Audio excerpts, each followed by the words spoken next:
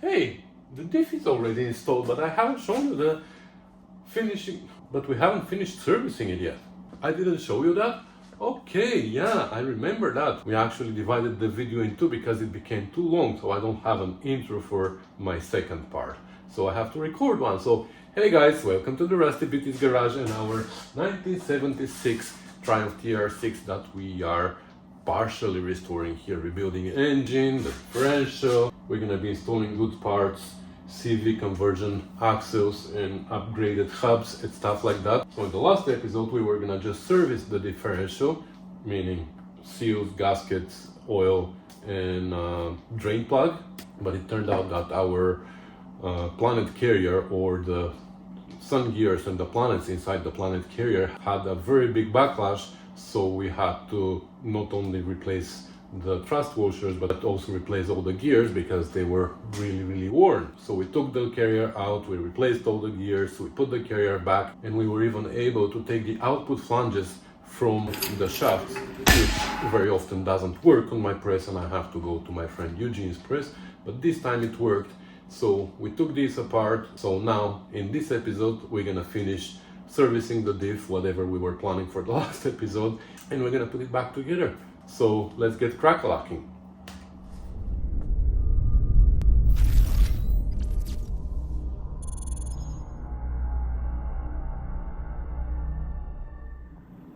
So if you remember, in the previous episode I mentioned that in few occasions I had a pool of oil inside this cavity when I split the drive shaft from this flange. It was just full of oil here. So how this happens, come on now, didn't we split you already? Okay. How this happens is here. Around the woodroof key, oil just leaks out from there. Incredible, but it happens. There you go.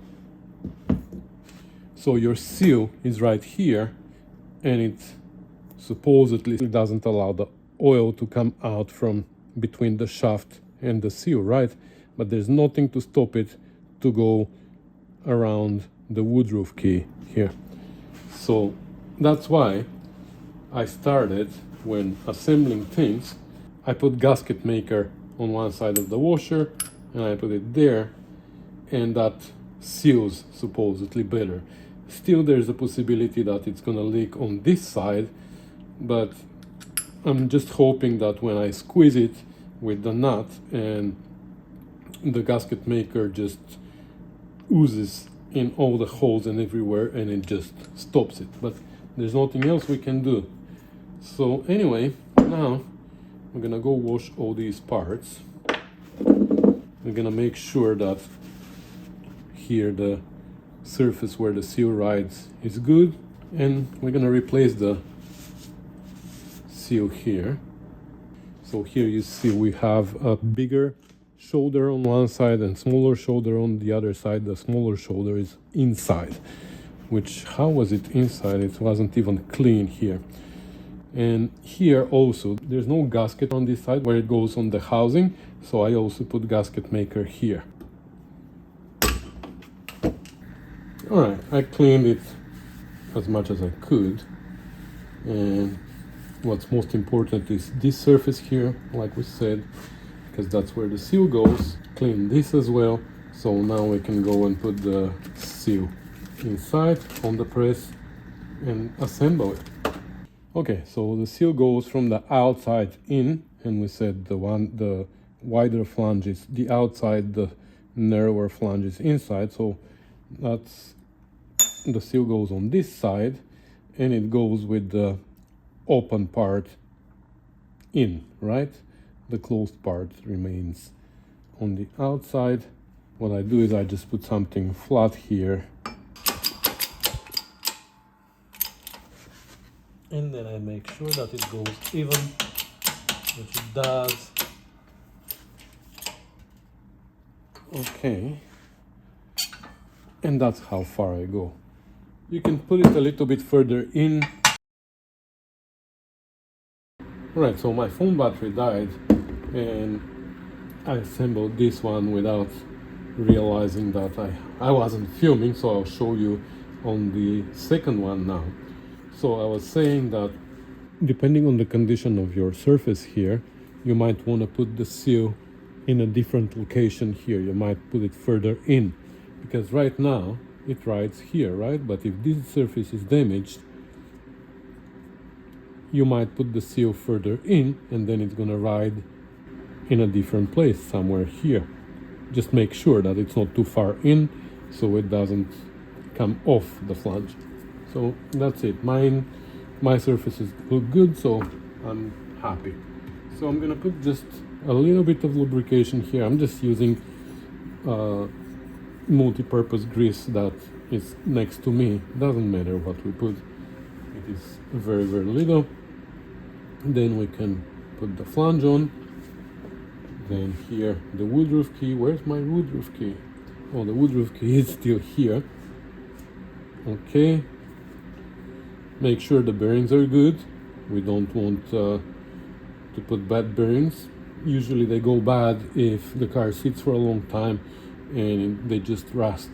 But these ones are pretty good. And match the woodroof key and push it all the way in. Now here is where I said I'm putting gasket maker on the washer, but for now I'm not gonna put yet because I'm not gonna torque these. I'm just gonna put them together and we're gonna finish assembling them later when we put them on the differential. So now these two are ready to go in. So before we start assembling it, actually the only thing that's left is to drill and tap for drain plug. The pinion seal we're gonna leave for last. So now to install a plug, what I like to do is create a flat surface here. Believe me, I've done that before. There is enough room inside. I usually take this rotary file and I just grind this. I create a circle here, but actually this time I'm gonna try with this. I don't think it's gonna work. I don't have great success with this tool, but I will try. You know what? This is gonna take forever. This is better.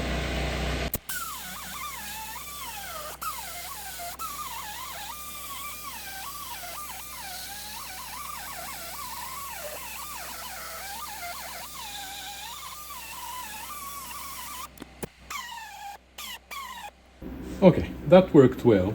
Now I'm gonna take paper towel and we're gonna shove it down here. Still gonna flip it upside down. No, you don't really see actually. Sorry. Like that. And then we're gonna flip it upside down and we're gonna drill on top. Okay, the best way I could figure to do that was to have it upside down, and with the soft jaws, of course, here I hold it by the crown, and that's how it goes. So now I can drill here and most of the shavings are gonna go down. Now the correct size for drain plug is 3/8 NPT tap. This is 3/8 NPT. NPT stands for National Pipe Tread, and 3/8 is like huge. It's not like 3/8, but that's different. The pipe treads are different standards, and the correct drill bit for this tap is 37/64, but 37/64 is incredibly close to 9/16. I couldn't find the 37/64, but 9/16 works fantastic. So that's what we're gonna drill with, but first I'm gonna go with a smaller drill as a pilot hole.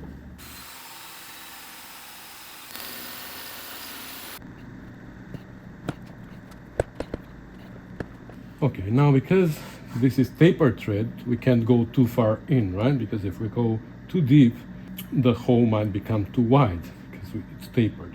So I'm gonna go just a little bit more, and then we're gonna test it.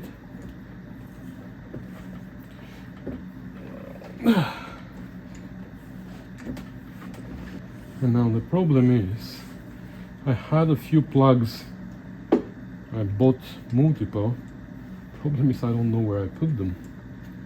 So for now, I'm just gonna take this one out and try with this.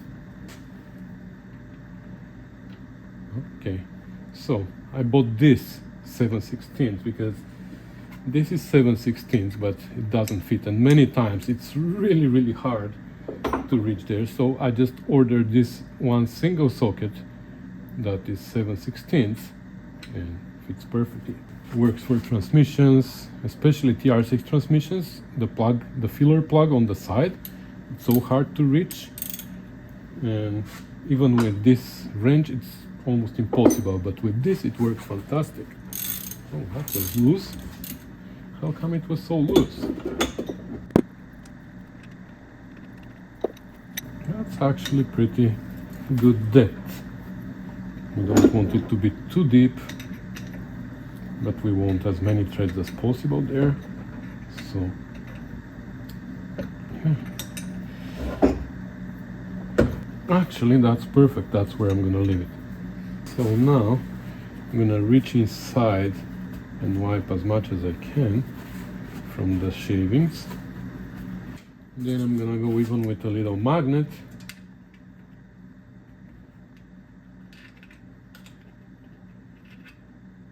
Oh, look at that, we still caught some. Best way to clean your magnets from shavings.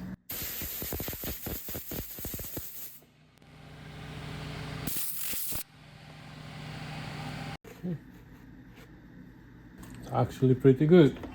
Okay, so now we can clean this surface, that surface, put a gasket, so we can assemble this.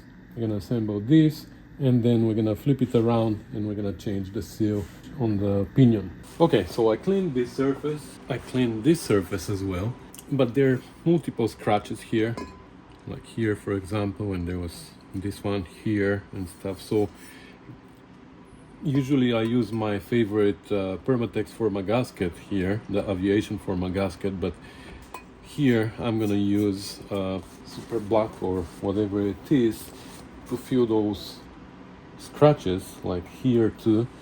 But also I can't even use a regular gasket here. I don't know, lately I've seen this problem multiple times.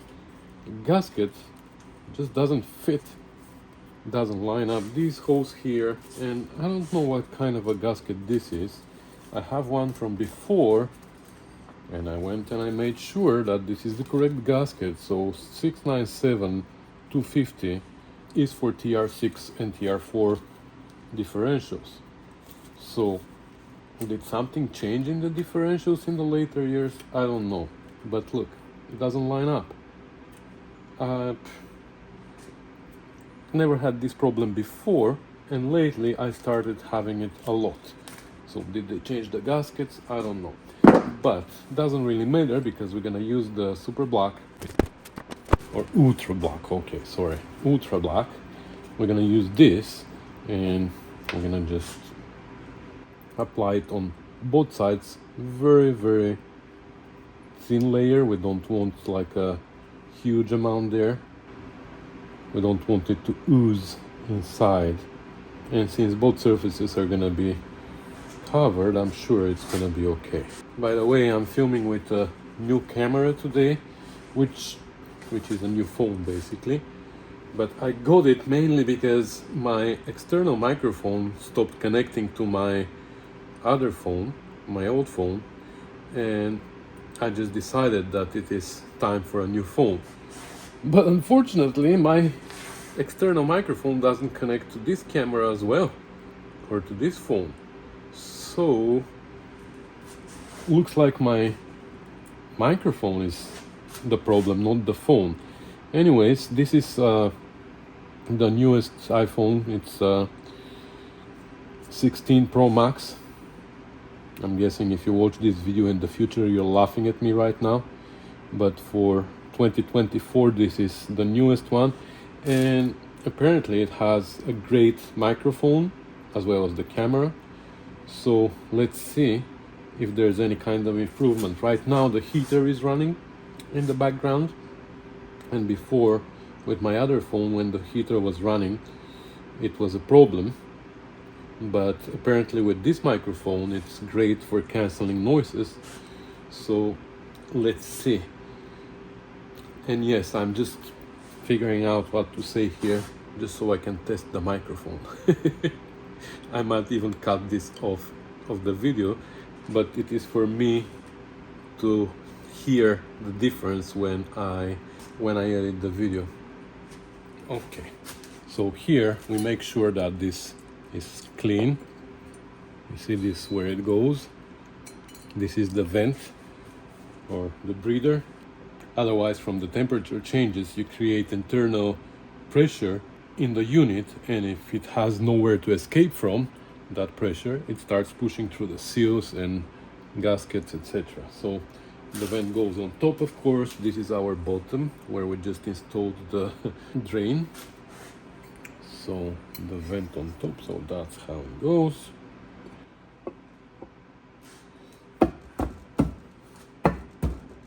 Alright, and here, if you're like me and you put all your screws in one container, when you take things apart, you have two different lengths of bolts.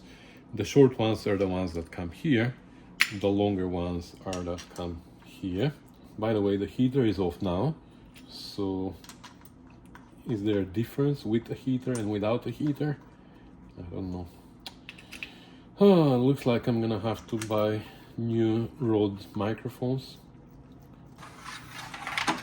I have these and they've been serving me really well so far, but I don't know what happened. So this is Rode 1. Maybe I should get the Rode 2. It's expensive though. Okay, I'm just driving these with the gun down. Now we're gonna find the correct torque and we're gonna torque them.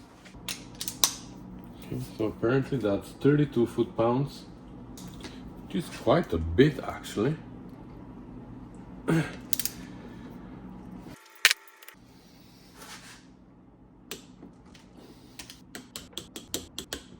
Okay, now wipe whatever oozed out here. Don't want a mess. Now we can install the output shafts. So we're gonna do the same here. Put gasket maker here, even though, oh okay, I didn't clean here. Okay, so let me clean this first. There's no gasket here, there's nothing. Apparently this flange is what seals there, but we're gonna put gasket maker.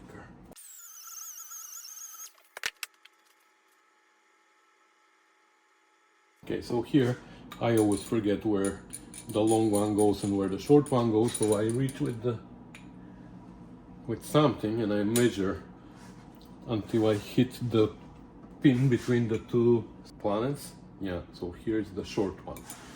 Okay, so we take the short one and we put it here. Okay, and now with the soft hammer, basically we're forcing the bearing in. It's a pretty tight fit, but not too tight. So now we can put the plate. Now we're gonna put in the short bolts here. Now if you remember, we never torqued this, so now we can take it out.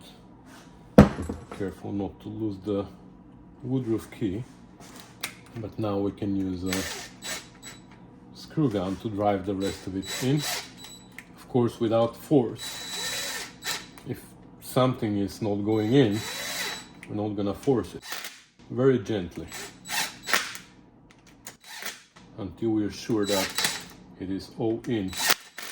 Otherwise we might bend the plate, you know.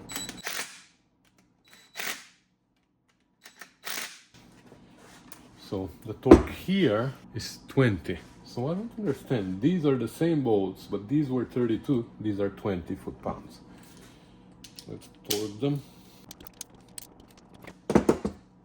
And now, where is my washer?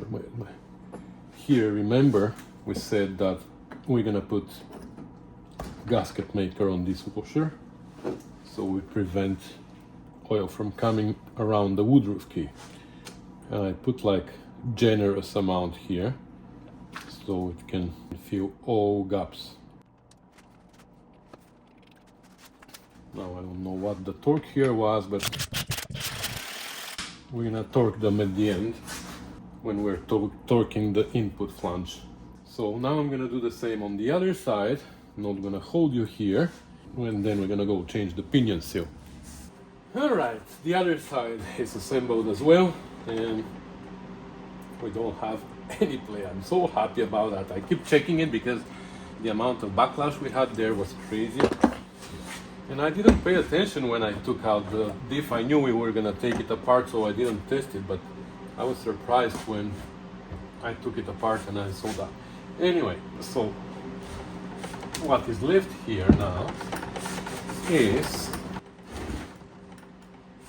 this front pinion seal, which we still have to take out, right? So I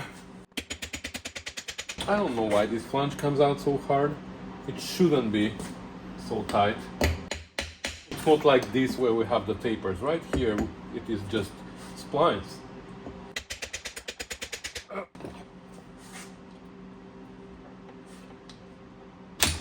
Okay.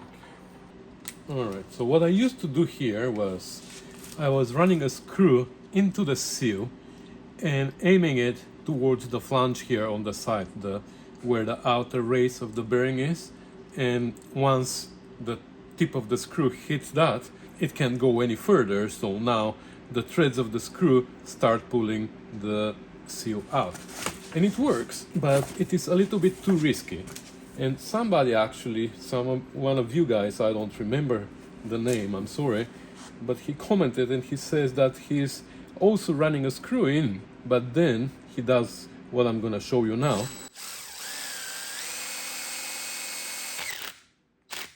And by the way, drywall screws are like crazy. You don't even need to drill sheet metal for them, you just run them through. So that's what he does. Smart, right? I started doing the same thing and I find it really smart.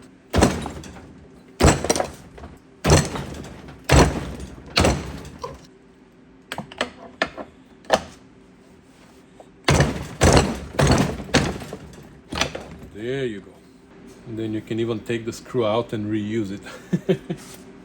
And here is our new seal, which is, I keep threatening to make something that is easier to use. Actually, never mind, I can use this.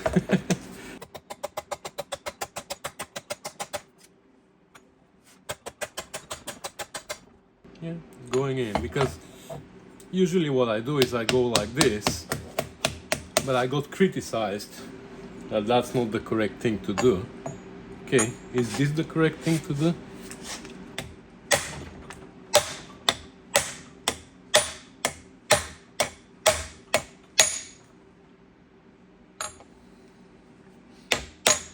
Okay, I'll remember that because I always have the special tool with me when I'm doing this job. Okay, I'll go clean this up a little bit and the rest is easy, right?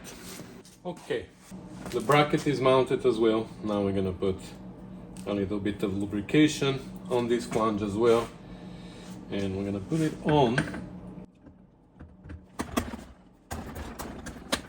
Now on this washer,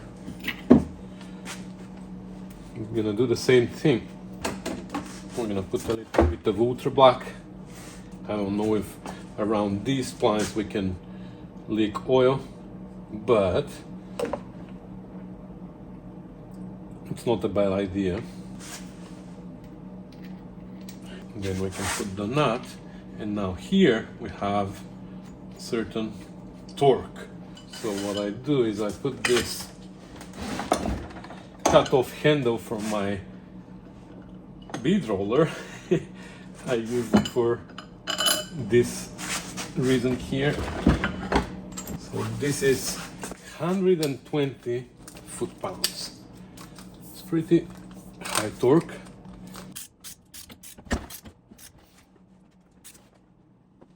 Wow.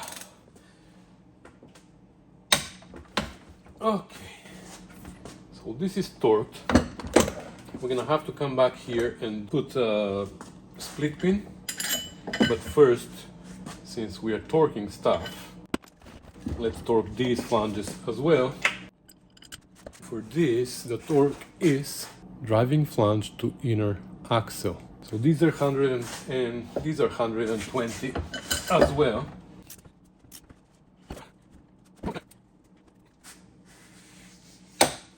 Oh, okay. Okay. So this is a special tool as well. All right. Now let me run a split pin here, and then what's left is to fill it up with oil and find the plug for there, because we stow it right for the bottom. All right. I found my new plugs. I have like 5 of them, and that's the right side. I told I had the wrong side.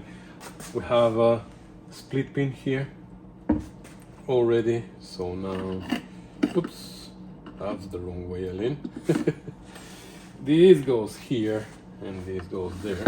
So we're gonna fill it with Redline MT90 GL4 oil. That's my preferred oil for differentials. I know everybody has different opinions. I respect yours, but you respect mine. And I'm gonna fill it, and it's ready to go.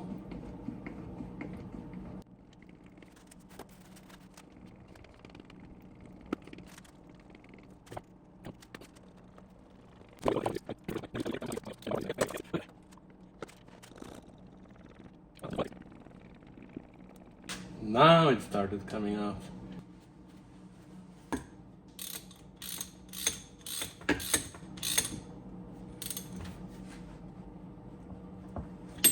Not too tight, because somebody's gonna have troubles there. Well, I guess it's gonna be me, but okay, so that's it. I guess we're ready to put it back on the car, but we're not gonna put it on yet. We're not gonna put it on yet because we still have to do some other things here, and I think it's easier to do them before we install the diff. One thing is the brake hoses, the soft lines here that we want to replace, and the other thing is probably we're gonna change the fuel lines, and there's a very good reason for that I'm gonna tell you at some point. And here actually somebody came to bring something, and he pointed out here that this spring is on the wrong side, which is correct. This spring is on the wrong side, so we're gonna have to put this spring on the inside, and then we can install the good parts axle with the upgraded hub and the CV joints conversion and all that. So that's probably is gonna be in the next episode. So we're gonna end this one here. Thank you for watching, commenting, subscribing and sharing, and most importantly, supporting the channel, because that's really appreciated. Anyway, let's end this video here, and I'm gonna continue crack-a-lacking with the next one. So thank you guys for everything. I'll see you in the next one. Bye.